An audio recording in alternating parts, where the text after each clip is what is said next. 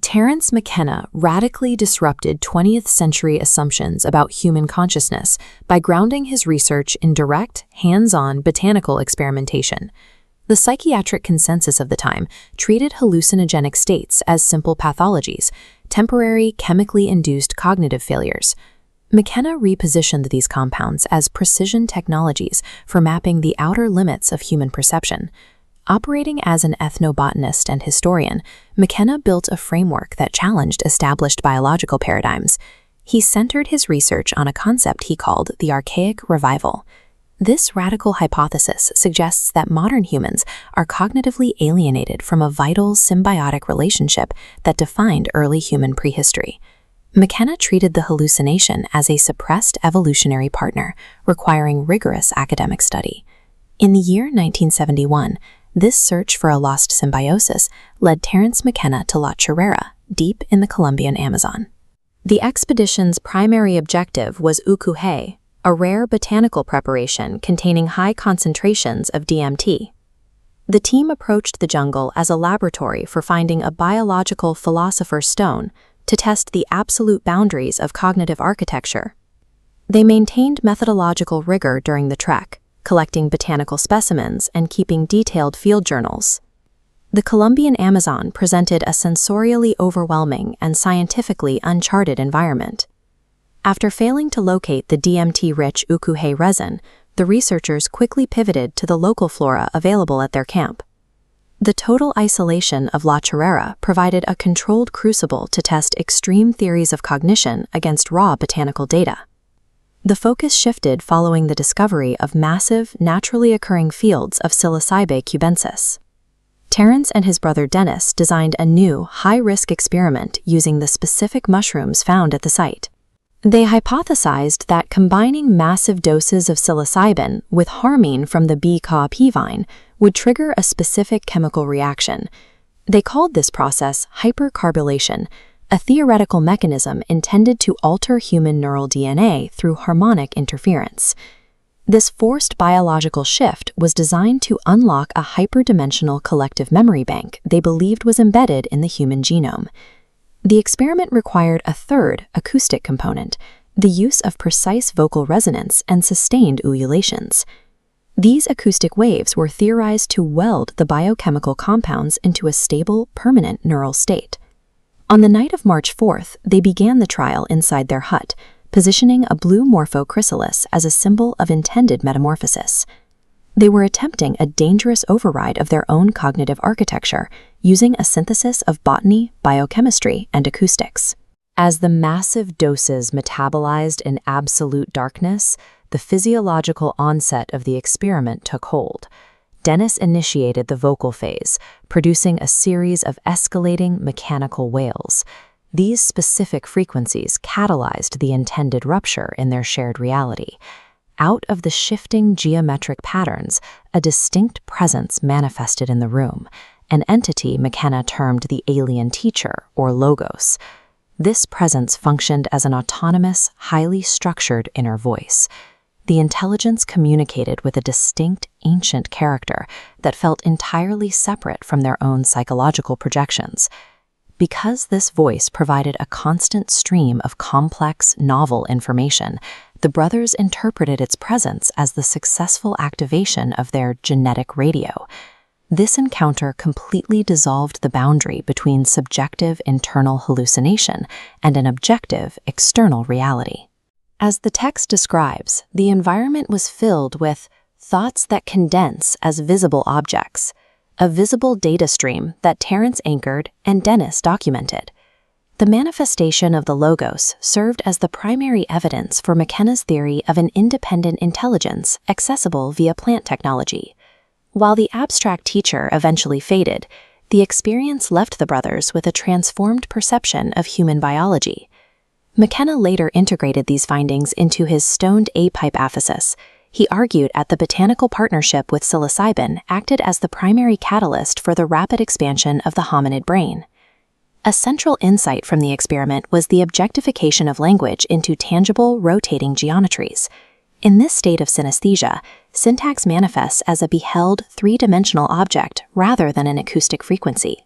McKenna contrasted ordinary, ambiguous speech with this visual communication, which allowed for perfect, unambiguous understanding. This capacity to behold meaning was framed as the essential tool for the birth of human myth-making and culture. McKenna's framework presents language as a visible dimension of reality, unlocked through integration with an ancient botanical symbiote. After the expedition, the brothers worked to democratize these radical ideas through detailed documentation. The publication of their Magic Mushroom Grower's Guide provided a terrestrial blueprint for accessing these altered states. McKenna's legacy rests on his successful reframing of the other for a modern audience.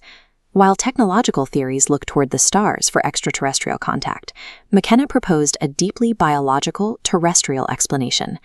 The alien teacher represents an exiled partner from human prehistory, existing within the terrestrial environment rather than the depths of space.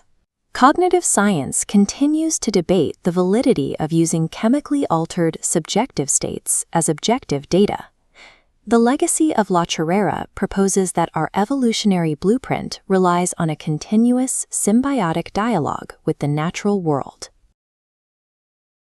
If McKenna's teacher represents a genuine artifact of consciousness, it suggests we must determine if this is the only type of non-human intelligence humans meet at the edge of perception. Clinical records from resuscitation wards point to a different frontier. At the threshold of biological death, patients revived from cardiac arrest frequently describe their own encounters with non-corporeal presences. This sets up a comparison between two profound states of consciousness.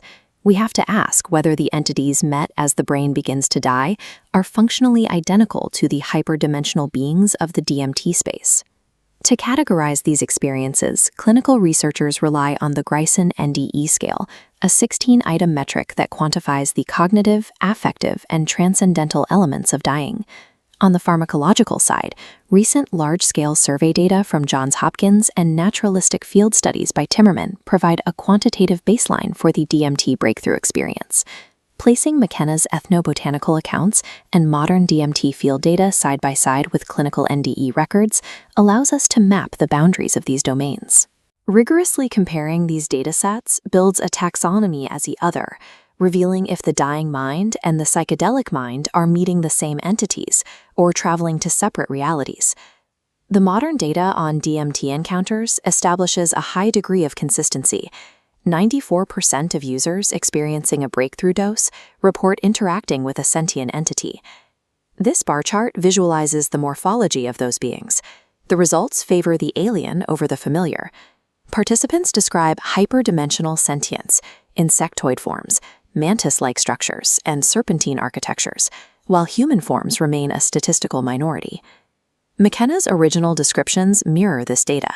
He characterized these manifestations as organic mechanic entities, famously coining the term self-transforming machine elves to describe their shifting fractal nature.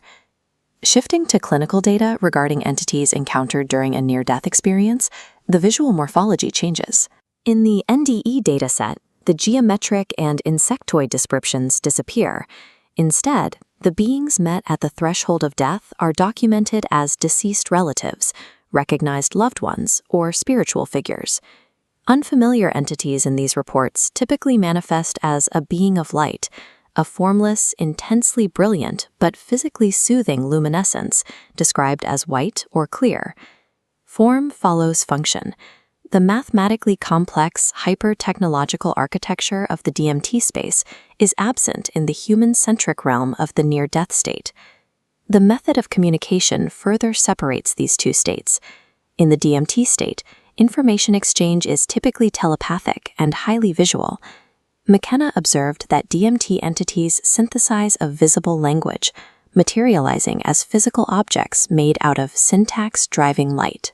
These beings function as active instructors, presenting complex, impossible objects to the observer, and occasionally adopting the trickster archetype to test the subject's perception.